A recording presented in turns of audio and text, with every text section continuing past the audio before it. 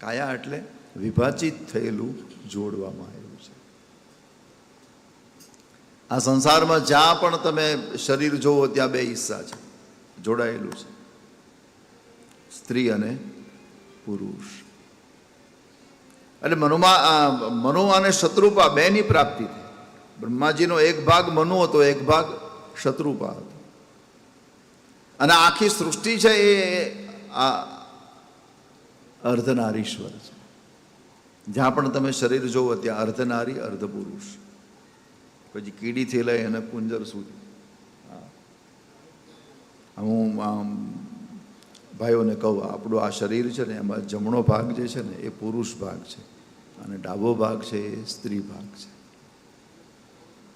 એટલા માટે પ્રમાણમાં જમણા અંગમાં જેટલી શક્તિ હોય એટલી શક્તિ ડાબા અંગમાં નથી હોતી, કારણ કે બહેનો પાસે બળ નથી હોતું.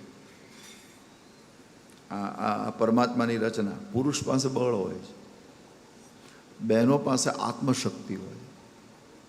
એટલા માટે એને શક્તિ સ્વરૂપ કહેવામાં આવે છે. આમ પુરુષ અને સ્ત્રી ઝઘડો કરે તો પહોંચે કોણ? પુરુષ જ પહોંચે.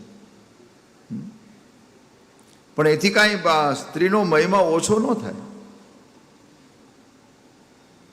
આપણે એલો એક તારો હોય તંબુરો,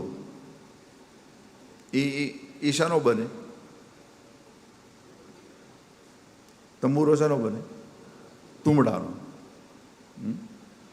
પછી આપણે ત્યાં બધા માલધારી હોય ને કડિયાળી લાકડી રાખે, લાકડીમાં લોઢાની કડીઓ પહેરાવે, એટલી વજનદાર હોય.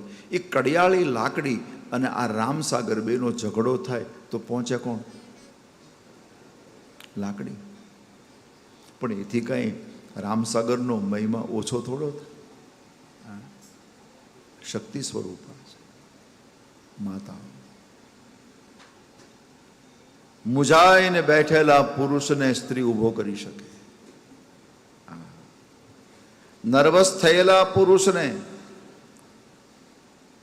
જાણે એને એમ થતું હવે હું જીવન હારી ગયો, એવા કેટલાય પુરુષોને માતાઓએ ઊભા કર્યા છે. આ શક્તિ સ્વરૂપ.